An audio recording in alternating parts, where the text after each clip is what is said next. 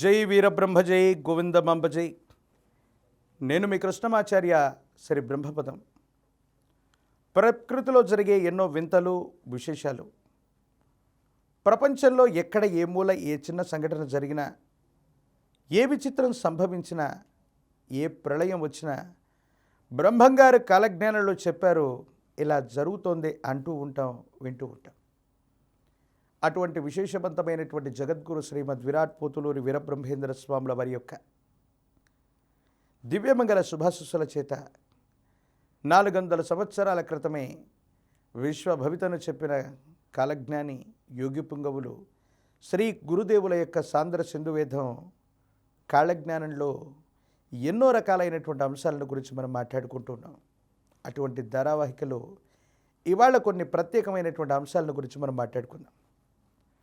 గురుదేవుల యొక్క కాలజ్ఞానం అంటే కేవలం వింతలు విచిత్రాలైనా, విశ్వ ప్రళయాలైనా, వాటి గురించి మాత్రం ప్రస్తావించబడ్డాయా? ఒక్కొక్కరు అనుకుంటారు కాలజ్ఞానాన్ని వినటం లేదా చదవటం అశుభమని.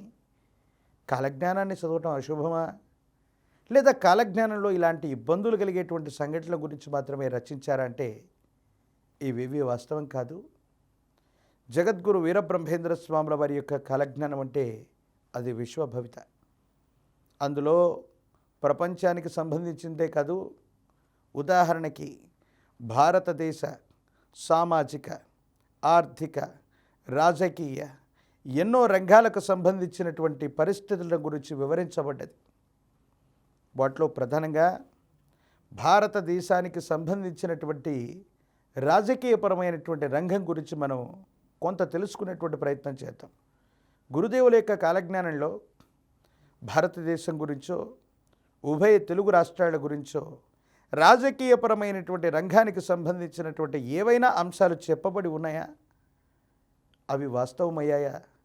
వాటిని గురించి ఈరోజు మనం తెలుసుకునేటువంటి ప్రయత్నాన్ని తప్పకుండా చేద్దాం.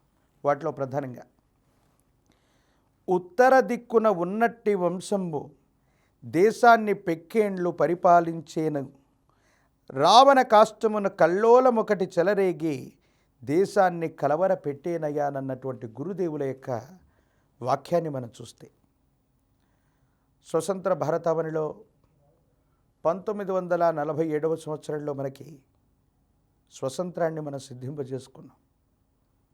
అంతకంటే పూర్వం సుమారు 17వ శతాబ్దంలో 1620 ప్రాంతంలో శ్రీ గురుదేవులు కాలజ్ఞానాన్ని రచించిన తర్వాత ప్రజాస్వామ్య దేశంగా ఆనాడు భారతదేశంలో ప్రజాస్వామ్య వ్యవస్థలు లేవు. రాజులు, రాజరికాలు, నవాబులు, పోర్చుగీసు వారు, ఫ్రెంచ్ వారు, డచ్ వారు, చివరికి బ్రిటిష్ వారి యొక్క ఆధిపత్యంలోకి భారతావని వెళ్ళిపోయి 200 సంవత్సరాలకు పైగా పరదేశీయుల యొక్క పరిపాలనలో, ప్రత్యేకించి బ్రిటిష్ వారి యొక్క పరిపాలనలో ఎన్నో ఇబ్బందులు పడ్డటువంటి మన భారతావనికి 1947వ సంవత్సరంలో స్వాతంత్రం సిద్ధించింది. ఆ సందర్భంలో శ్రీ గురుదేవులు చెప్పినటువంటి మాట, ఉత్తరాన ఉన్నట్టి దేశంబు, ఉత్తరాన ఉన్నట్టి వంశంబు దేశాన్ని పెక్కేండ్లు పరిపాలించేనయ్యా. ప్రజల చేత ప్రజల కొరకు ఎన్నుకోబడ్డటువంటి ప్రజాస్వామ్య వ్యవస్థలో మనం ఈనాడు ఉన్నాం. అటువంటి వ్యవస్థలో 1947లో మొట్టమొదటిసారిగా నిజమైనటువంటి ప్రజాస్వామ్య ప్రభుత్వం భారతావనిలో ఏర్పడింది. ఆనాటి మొట్టమొదటి ప్రధానమంత్రి పండిత్ జవహర్లాల్ నెహ్రూ గారు. ఆయన ఉత్తర భారతదేశానికి సంబంధించిన వంశం నుంచే వారు వచ్చారు. వారు తమ జీవిత కాలంలో సుమారు 16 సంవత్సరాల పాటు భారతావనికి ప్రధానమంత్రిగా ఉన్నారు. అటు పిమ్మట వారి యొక్క కుమార్తె అయినటువంటి శ్రీమతి ఇందిరగారు సుమారు 3 దఫాలుగా 16 సంవత్సరాల పాటు ప్రధానమంత్రిగా ఉన్నారు. వారి తదనంతరం వారి కుమారులైనటువంటి రాజీవ్ గాంధీ గారు సుమారు 5 సంవత్సరాల పాటు ప్రధానమంత్రిగా ఉన్నారు. వారి తదనంతరం వారి ధర్మపత్ని అయినటువంటి శ్రీమతి సోనియా గాంధీ గారి యొక్క నేతృత్వంలో యూపీఏ చైర్పర్సన్గా వారు ఉంటే, వారి నేతృత్వంలో 2004 నుండి 2014 వరకు 10 సంవత్సరాల పాటు వారి యొక్క ప్రభుత్వం నడిచింది. కేవలం వీరే కాకుండా వీరి నేతృత్వంలో ఇప్పటి వరకు స్వతంత్ర భారతావనిని ఎక్కువ సంవత్సరాలు పరిపాలన చేసింది కాంగ్రెస్ ప్రభుత్వమే. చాలామంది అడుగుతున్నారు, రాహుల్ గాంధీ గారి యొక్క జాతకంలో ప్రధానమంత్రి అయ్యేటువంటి యోగం ఉందా? ప్రియాంక గాంధీ ప్రధానమంత్రి అవ్వబోతున్నారా? దేశ కాలమాన పరిస్థితులను బట్టి రాజకీయపరమైనటువంటి రంగాల్లో ఉన్నటువంటి వాళ్ళు జ్యోతిష్యుల్ని అడిగేటువంటి గొప్ప ప్రశ్న ఇది. మరి గురుదేవుల యొక్క కాలజ్ఞానంలో ఈ ప్రశ్నకి సమాధానం ఉండబోతుందా? సమీపమైనటువంటి భవిష్యత్తులో రాహుల్ గాంధీ గారు కానీ ప్రియాంక గాంధీ గారు కానీ ఈ దేశ ప్రధానమంత్రి పీఠానికి వారు దగ్గరగా ఉన్నారా? అటువంటి పరిస్థితి వారి జాతకంలో ఉందా, లేక బ్రహ్మం గారి యొక్క కాలజ్ఞానంలో ఉందా అన్నటువంటి విషయాన్ని కూడా ఈరోజు మనం తెలుసుకోబోయేటువంటి ప్రయత్నం తప్పకుండా చేద్దాం. దీనికంటే ముందుగా శ్రీ గురుదేవుల యొక్క కాలజ్ఞానానికి సంబంధించి అదే ఉత్తరాన ఉన్నట్టి వంశానికి సంబంధించిన ఒక చారిత్రకమైనటువంటి సంఘటన జరిగింది. దాని గురించి కూడా మనం తెలుసుకుందాం. ప్రధానంగా గురుదేవులు చెప్పినటువంటి కాలజ్ఞానంలోని ఈ వాక్యంలో, రావణ కాష్టమున కల్లోలమొకటి చెలరేగి దేశాన్ని అళ్ళకల్లోలం చేసేను.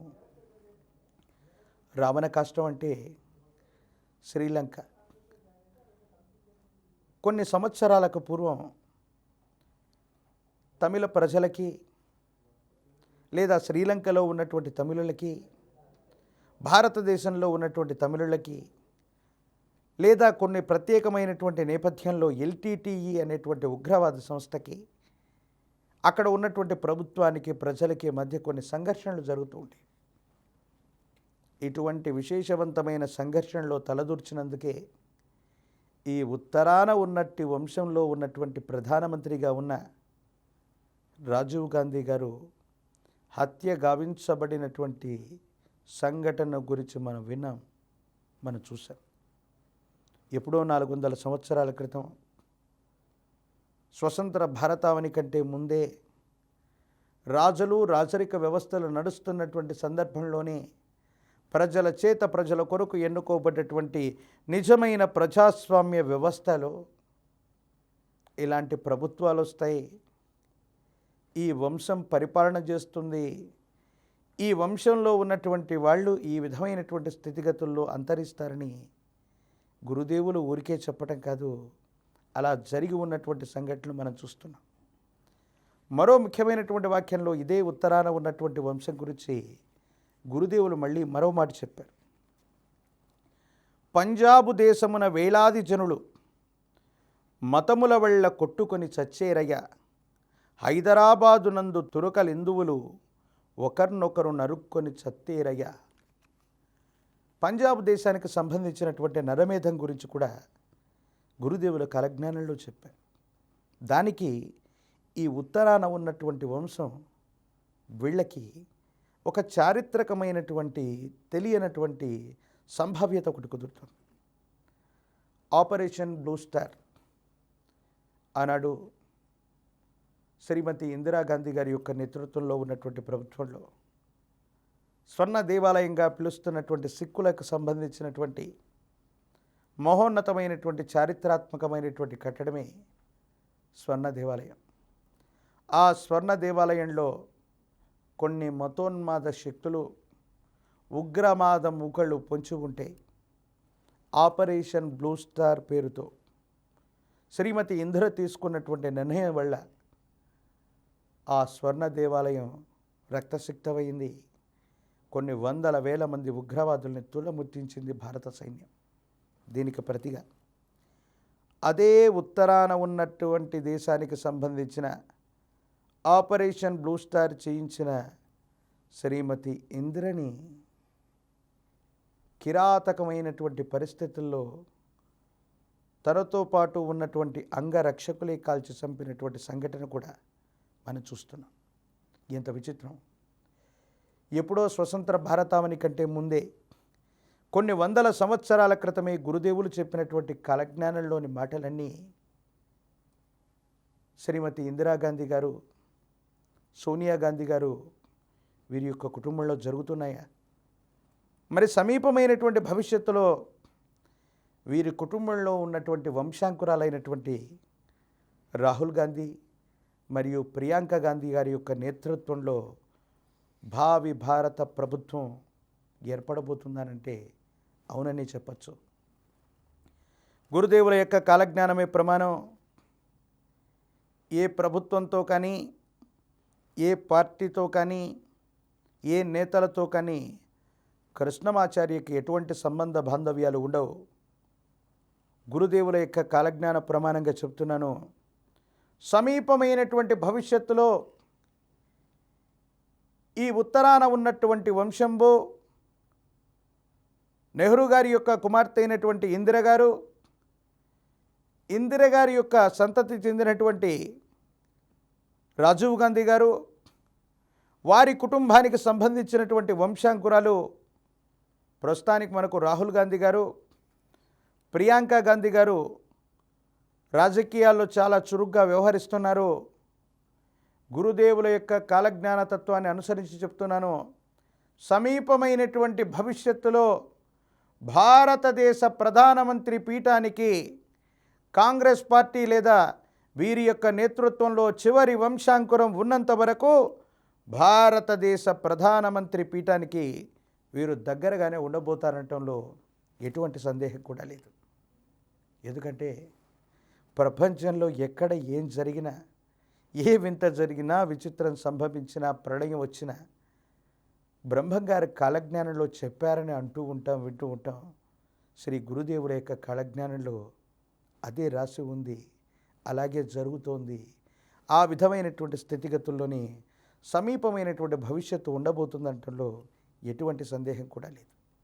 చాలాసార్లు ఈ విషయం గురించి మనం చర్చించాం, మాట్లాడుకున్నాం.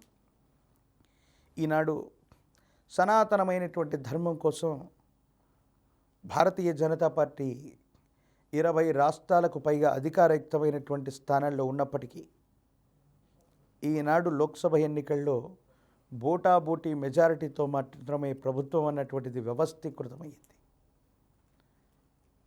సమీపమైనటువంటి భవిష్యత్తులో గురుదేవుల యొక్క కాలజ్ఞాన తత్వాలు కనుక నిజమైతే ఖచ్చితంగా ఈ ఉత్తరాన ఉన్నటువంటి ఈ వంశం వారిలో చివరి వంశాంకురం ఉన్నంత వరకు భారతదేశ అధ్యక్ష పీఠం లేదా ప్రధానమంత్రి ఆ స్థాయి పీఠానికి వీరి కుటుంబం తప్పకుండా దగ్గరగానే ఉండబోతుందనటంలో ఎటువంటి సందేహం కూడా లేదు.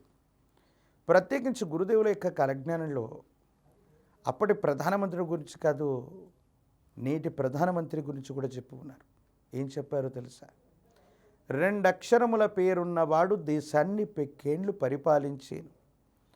స్వతంత్ర భారతావనికి సంబంధించిన పండిత్ జవహర్లాల్ నెహ్రూ గారి యొక్క వ్యవహారిక నామం నెహ్రూ, 2 అక్షరాలు. వారు వరుసగా 16 సంవత్సరాల పాటు ఈ భారతావన్ని ప్రధానమంత్రిగా పరిపాలన చేశారు. ఈనాడు 2024 సంవత్సరంలో మన ప్రధానమంత్రి వర్యులు మాన్యశ్రీ నరేంద్ర మోదీ గారు, వీరి యొక్క వ్యవహారిక నామం కూడా మోదీ, 2 అక్షరాలు. గురుదేవుల యొక్క కాలజ్ఞానంలో చెప్పినటువంటి ఈ మాటను వింటే ఏ వ్యక్తి అయినా రాష్ట్రంలో అవ్వచ్చు, దేశంలో అవ్వచ్చు, 2 అక్షరముల వ్యవహారిక నామంతో పిలవగలిగినటువంటి ఏ వ్యక్తి అయినా అధికారయుక్తమైనటువంటి స్థాయిలోని అధికారంలోకి వస్తే మళ్ళీ వాళ్ళని ఆపటం కష్టం. మళ్ళీ వాళ్ళు అధ్యక్ష పీఠంలోనే ఉండడానికి అవకాశం ఉంటుంది. ఎలాగంటే మోదీ గారు గతంలో వరుసగా 3 పర్యాయాల పాటు గుజరాత్కి ముఖ్యమంత్రి వర్యులుగా ఉన్నారు. 2014 సంవత్సరంలో నరేంద్ర మోదీ గారు మొట్టమొదటిసారి భారత ప్రధానమంత్రి అయ్యారు. మళ్ళీ అదే 2 అక్షరముల పేరున్న వ్యక్తి 2019లో మళ్ళీ వారే ప్రధానమంత్రి అయ్యారు. 2024లో కూడా మళ్ళీ మూడవసారి మోదీ గారే ప్రధానమంత్రి అయ్యారు.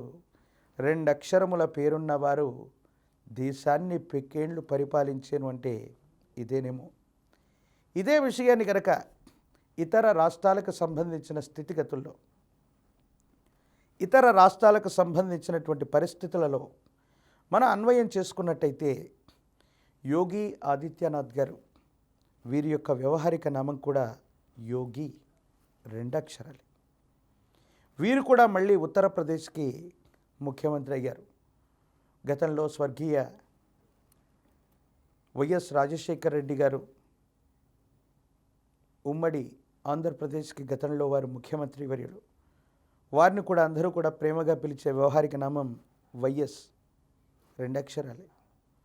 వారి నేతృత్వంలో ప్రభుత్వం కూడా మళ్ళీ వ్యవస్థీకృతమైంది. రెండవసారి మళ్ళీ వారు అధికారంలోకి వచ్చారు.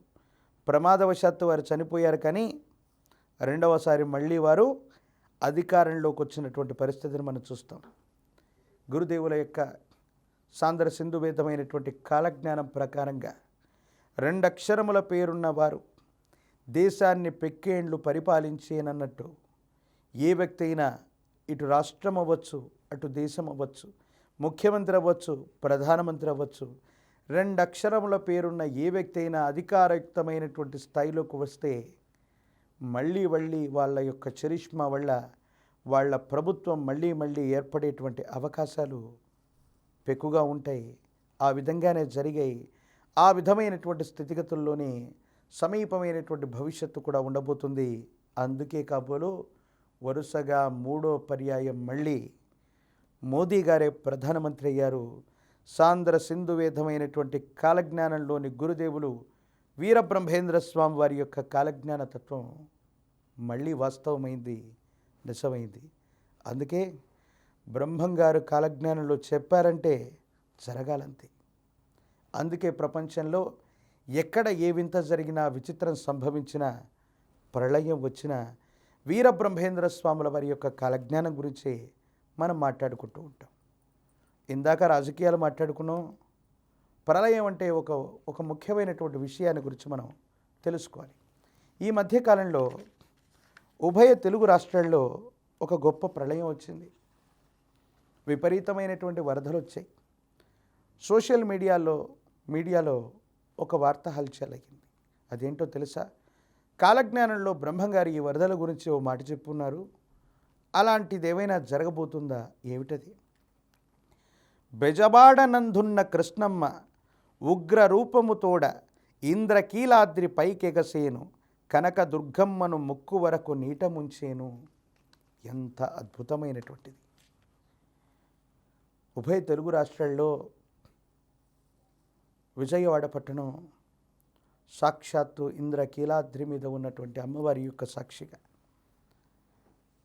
అమరావతి పట్టణం వ్యవస్థీకృతమవుతుంది, సరికొత్త రాజధానిగా రూపుదాల్చుతున్నటువంటి సందర్భంలో కని విని ఎరుగని రీతిలో వచ్చినటువంటి ఈ వరదలు ప్రాంగణం విజయవాడ మొత్తం కూడా బెజవాడ అట్టుడికిపోయింది.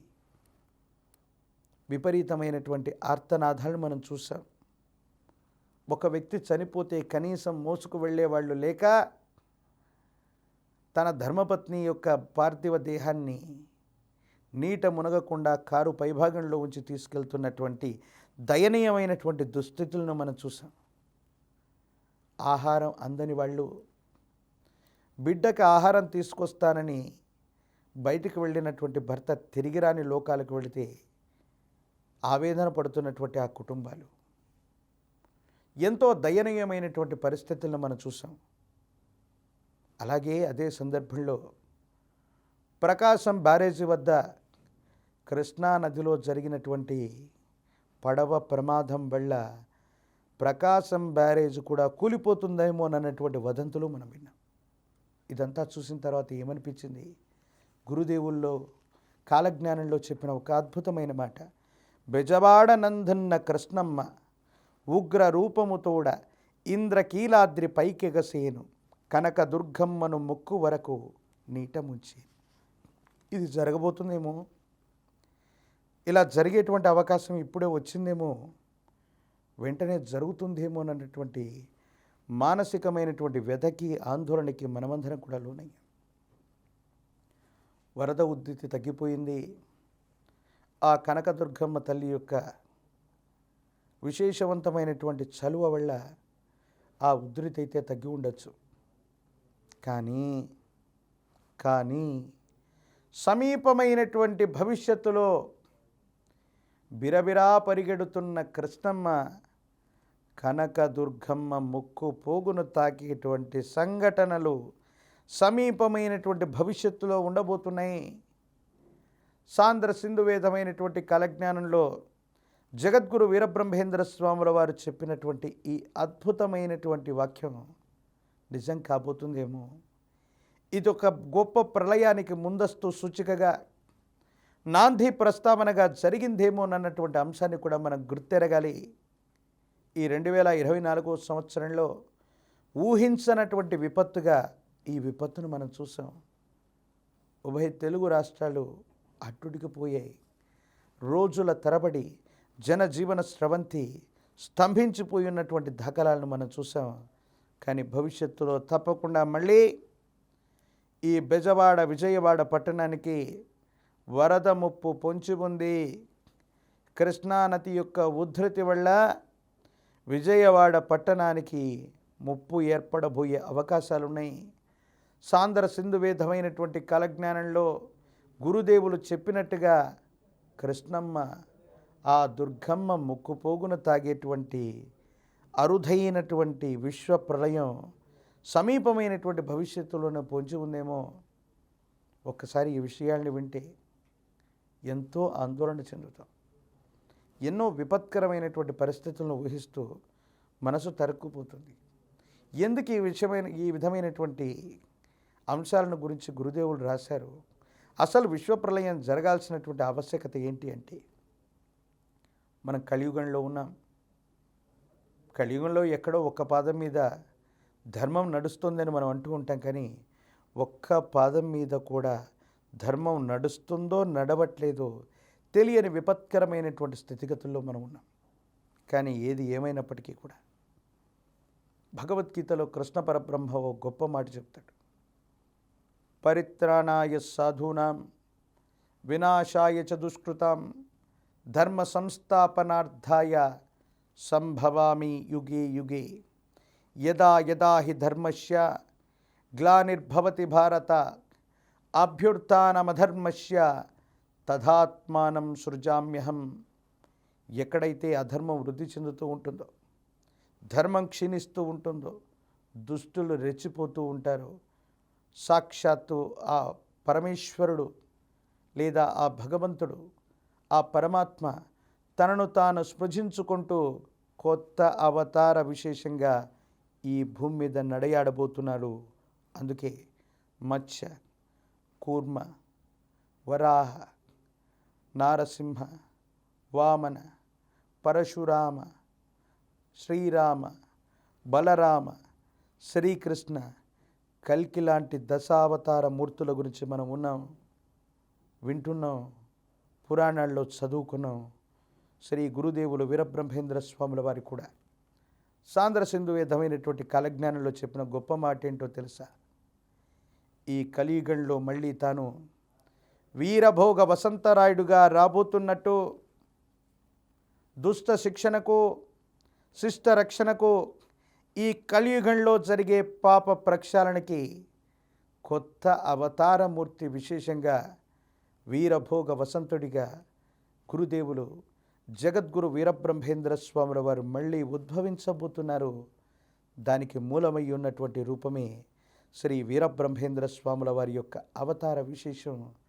అందుకే విశ్వభవితగా చెప్పబడ్డటువంటి కాలజ్ఞానంలో 4,32,000 వాల్యూమ్స్ రూపంలో, కాలజ్ఞాన తత్వాల రూపంలో గురుదేవులు కాలజ్ఞానాన్ని రచించి తాను వీరభోగ వసంతరాయుడుగా రాబోతున్నటువంటి తరుణానికి సంబంధించిన భవిష్యత్ అంతా కూడా మన ముందుంచి దుష్ట శిక్షణకు, శిష్ట రక్షణకు అవతారమూర్తిగా మళ్ళీ విచ్చేస్తానని గురుదేవులు కాలజ్ఞానంలో చెప్పారు. సజ్జనులందరూ సంరక్షించబడాలి, దుర్జనులు శిక్షింపబడాలి. ఈ దేశం, రాష్ట్రం, ప్రపంచం సుభిక్షంగా ఉండాలి, లోక కళ్యాణార్థం ఆ భగవత్ స్వరూపాలన్నీ కూడా మళ్ళీ తమను తాను స్పృశించుకుంటూ కొత్త అవతారమూర్తి విశేషంగా ఈ భూమండలంలోకి వచ్చి విశేషవంతమైనటువంటి రామరాజ్యాన్ని స్థాపించాలని కోరుకుందాం. మరో కార్యక్రమంలో మళ్ళీ కలుసుకునేటువంటి ప్రయత్నం చేద్దాం. నేను మీ కృష్ణమాచార్య, శ్రీ బ్రహ్మపదం. జై వీరబ్రహ్మ, జై గోవిందమాంబ జై. For more videos like this, subscribe Big TV channel.